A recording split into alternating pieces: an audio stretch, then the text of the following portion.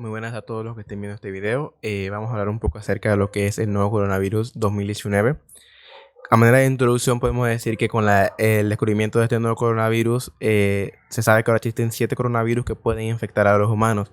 Entre esos tenemos el coronavirus humano 229E, el coronavirus humano OC43, el coronavirus humano NL63, el coronavirus humano HKU1, el coronavirus relacionado con el síndrome respiratorio agudo severo, el SARS-CoV, el coronavirus relacionado con el síndrome respiratorio del Oriente Medio, el MERS-CoV, y este nuevo coronavirus, el SARS-CoV-2. Con respecto a la virología, podemos decir que son del orden de los nidovirales, de la familia Coronaviridae y de la subfamilia Orthocoronaviridae. Las principales proteínas del coronavirus se denominan proteína S o proteína de pico, proteína E o proteína de envoltura, proteína M o proteína de membrana y proteína N o de nucleocápside. Estas proteínas, además de jugar un papel como biomarcadores en el diagnóstico de la enfermedad, también juegan un papel en la comprensión de la patogenicidad del virus y en última instancia son la opción para el desarrollo de una vacuna y del tratamiento antivírico dirigido a desmantelar el ciclo vital del virus. Se creía que el SARS-CoV y el MERS-CoV eran el resultado de la propagación zoonótica de las poblaciones de murciélago.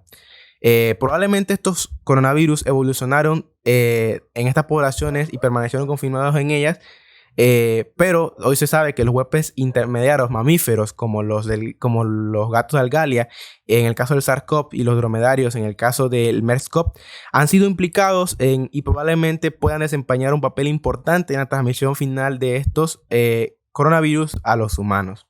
Con respecto a la fisiopatología, como mencionamos anteriormente, las proteínas de la superficie son las que juegan un papel importante, específicamente la proteína S, que la proteína S es la que se une al receptor de la célula en el humano, que el receptor es la enzima convertidora de angiotensina 2. La proteína S se une a esta enzima y es la que le permite al virus entrar dentro de la célula del huésped y replicarse dentro de ella. Al replicarse dentro de ella puede producir infecciones de las vías respiratorias superiores e inferiores, contribuyendo así a la letalidad del virus. Ahora, hablando un poco acerca del manejo de los pacientes con COVID-19, primeramente vamos a hablar acerca de la evaluación inicial, ya que los pacientes con COVID-19 tienen unos síntomas muy variados, especialmente en la fase aguda, ya que los pacientes con COVID-19 suelen experimentar primero una enfermedad de tipo viral, que se manifiesta con síntomas que van desde una infección leve del tracto respiratorio superior, por ejemplo faringitis, rinorrea, hasta una infección del tracto respiratorio inferior, por ejemplo tos y fiebre. También se pueden presentar síntomas similares a los de la influenza, como fiebre, escalofríos, dolor de cabeza, mialgia. También pueden presentar un cuadro de gastroenteritis manifestado por náuseas, vómito, diarrea. Puede producirse pérdida del olfato y del gusto, y la pérdida olfativa se informa típicamente en las primeras etapas de la enfermedad. La disnea, si se desarrolla, tiende a ocurrir en la mayoría de los pacientes entre 4 y 8 días después de la infección de los síntomas, aunque puede ocurrir después de 10 días. Sin embargo, en una pandemia no podemos basarnos solo en el cuadro clínico para descartar COVID-19. Tenemos que utilizar los métodos diagnósticos. Entre las pruebas diagnósticas tenemos la prueba de amplificación de nucleicos, donde primeramente tenemos que hablar acerca de las muestras, que las muestras pueden ser las muestras de hisopado nasofaringio, la muestra de frotis nasal, de ambas fosas nasales anteriores, el lavado aspirado nasal o nasofaringio, la muestra de hisopado orofaringio. Con respecto a cuál de estas muestras es la mejor, no se tiene certeza del todo, aunque la mayoría de las guías recomienda la muestra de hisopado nasofaringio. La detección de anticuerpos tiene una utilidad nula o muy limitada para el diagnóstico en pacientes ambulatorios agudos. No se debe utilizar la serología para excluir o diagnosticar COVID agudo. Las pruebas serológicas detectan anticuerpos contra el SARS-CoV en la sangre y pueden ayudar a identificar a los pacientes que previamente tuvieron COVID-19. Interpretación de las pruebas y pruebas adicionales. Los resultados positivos de una prueba de amplificación de ácido nucleico para SARS-CoV-2 generalmente confirma el diagnóstico de COVID-19 y no se necesitan pruebas adicionales para el diagnóstico, pero sin embargo las pruebas adicionales se pueden utilizar para el manejo de los pacientes hospitalizados. Los resultados negativos, un resultado negativo por lo general debería excluir el diagnóstico de COVID-19. Sin embargo, debido a los falsos negativos, tenemos que tener en cuenta la sospecha que nosotros tengamos, y si seguimos teniendo sospechas acerca de que el paciente puede tener COVID-19 o tenemos la inseguridad de un falso negativo, la recomendación es repetir la prueba.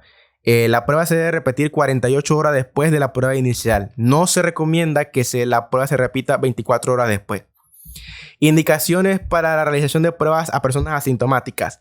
La prueba para personas asintomáticas se debe hacer a poblaciones de riesgo. Por ejemplo, las personas que hayan tenido contacto cercano con una persona con COVID-19, las personas que residan en entornos colectivos, por ejemplo, centros de atención a largo plazo, instalaciones correccionales y de detención, refugios para personas sin hogar, y la detección de pacientes hospitalizados en regiones de alta prevalencia. Estas pruebas se deben realizar entre 5 y 7 días después de la exposición, aunque el momento óptimo aún es incierto. Continuando con el manejo de los pacientes con COVID, se debe evaluar el riesgo de la enfermedad. Hay ciertos criterios para evaluar la gravedad de esta enfermedad, como pueden ser la edad avanzada y ciertas afectaciones médicas crónicas. Entre esos criterios tenemos la edad mayor de 65 años, la residencia en un centro de cuidados a largo plazo como un hogar de ancianos, el estado de inmunosupresión, que incluye trasplante de órganos sólidos, infección por VIH, otras inmunodeficiencias, medicación inmunosupresora, que incluye corticosteroides sistémicos, la enfermedad pulmonar crónica, incluida la enfermedad pulmonar obstructiva crónica, el asma de moderada a grave, la fibrosis quística, la fibrosis pulmonar, la enfermedad cardiovascular, el cáncer, la hipertensión, la obesidad, la obesidad con un IMC mayor de 30, la diabetes mellitus, la enfermedad renal crónica, la enfermedad crónica del hígado, la enfermedad cerebrovascular, los trastornos neurológicos, incluida la demencia, los trastornos por consumo de tabaco, los trastornos hematológicos, incluida la anemia, de células falciformes y la talasemia, y el embarazo. La evaluación de los pacientes hospitalizados. A los pacientes hospitalizados, al menos inicialmente, se deben realizar ciertos estudios de laboratorio, como son el conteo completo sanguíneo con diferencial, con un enfoque en la tendencia del conteo total de linfocitos. También se debe realizar un panel metabólico completo, se debe estudiar la creatinina quinasa, la proteína C reactiva y la ferritina.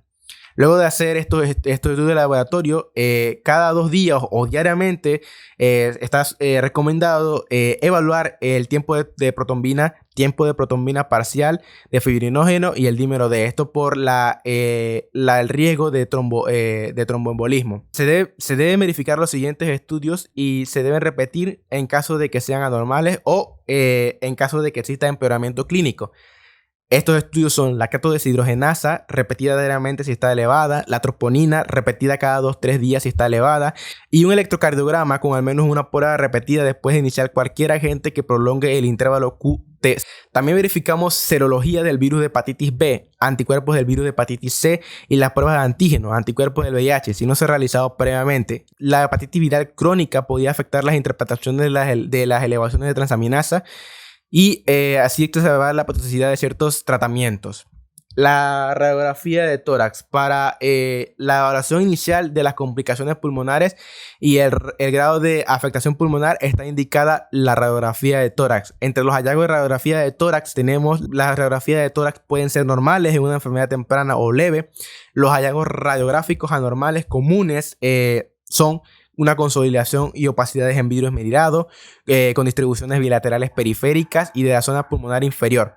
La afectación pulmonar en los estudios que se han realizado aumentó en el curso de la enfermedad, con una incidencia de la gravedad de 10 a 12 días después del inicio de los síntomas. La tomografía de tórax. La tomografía de tórax en pacientes con COVID demuestra a mayor frecuencia unas opacidades en vidrios ilustrados con anomalías de consolidación compatibles con una neumonía viral. Los hallazgos de la tomografía de tórax incluyen opacidades de vidrio esmerilado en 83% de los pacientes, opacidades de vidrio esmerilado con consolidación mixta en 58% de los pacientes, engrosamiento de pleural adyacente en 52% de los pacientes, engrosamiento del tabique interlobular en 48% y broncogramas aéreos en 46%. Con respecto al tratamiento de estos pacientes, el tratamiento empírico para la neumonía bacteriana en estos pacientes no se debe dar de manera rutinaria terapia empírica. Sin embargo, dado que las características clínicas del COVID-19 pueden ser difíciles de distinguir de la neumonía bacteriana, el tratamiento empírico para la neumonía extrahospitalaria es razonable cuando el diagnóstico es incierto.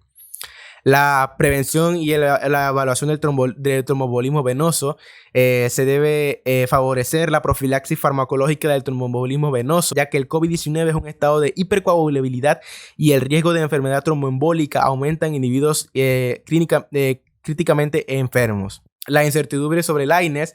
Hay datos mínimos que informan el riesgo de los medicamentos antiinflamatorios no esteroideos en el contexto de COVID. Pero se recomienda el uso de acetaminofén como el agente antipirético preferido. Evitar los medicamentos nebulizados. Los medicamentos inhalados deben administrarse por inhalador de dosis medida siempre que sea posible, en lugar de un nebulizador. En los manejos de los medicamentos crónicos, los inhibidores de la enzima convertidora de angiotensina, los bloqueadores de los receptores de angiotensina, todos estos tratamientos deben continuarse. Los pacientes que consuman estatinas igualmente deben continuar con su tratamiento. Los agentes inmunoduladores, los agentes inmunosupresores se han asociado con mayor riesgo de enfermedades con otros virus respiratorios. Por lo tanto, la evaluación del suspender estos medicamentos como la prednisona se debe evaluar en casos específicos.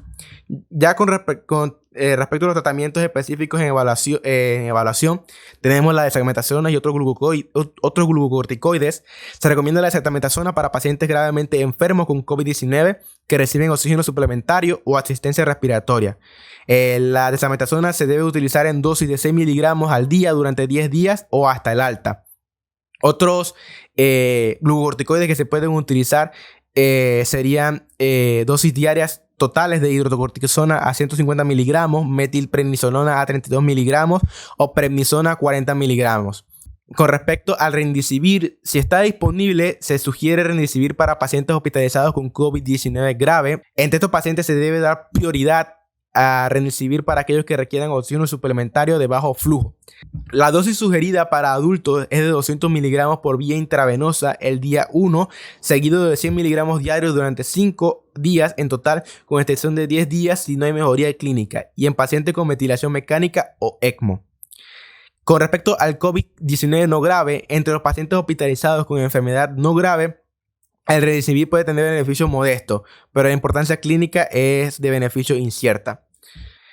Con respecto al plasma convaleciente de terapias basadas en anticuerpos, el plasma de convalecencia obtenido de personas que se han recuperado de COVID-19 es una opción potencial para la terapia de infección por SARS-CoV-2 en pacientes hospitalizados.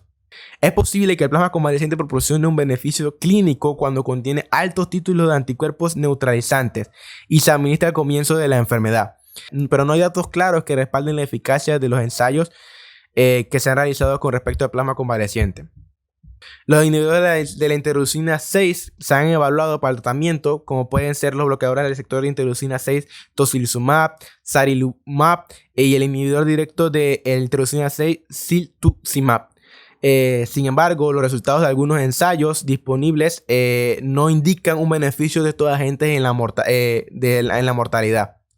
La hidroxicloroquina y la cloroquina no se recomiendan utilizar estos medicamentos debido a su alto potencial de toxicidad y a la falta de beneficio claro que se ha tenido en los resultados de los ensayos clínicos. Con respecto a la definición de la gravedad de la enfermedad, tenemos que tener en cuenta que los pacientes pueden tener infiltrados en las imágenes de tórax y aún así se considera que tienen una enfermedad moderada. Pero la potencia de cualquiera de las siguientes características indica una enfermedad grave, como puede ser la hipoxia, una saturación de oxígeno menor de 94% en aire ambiente y la necesidad de oxigenación o soporte ventilatorio.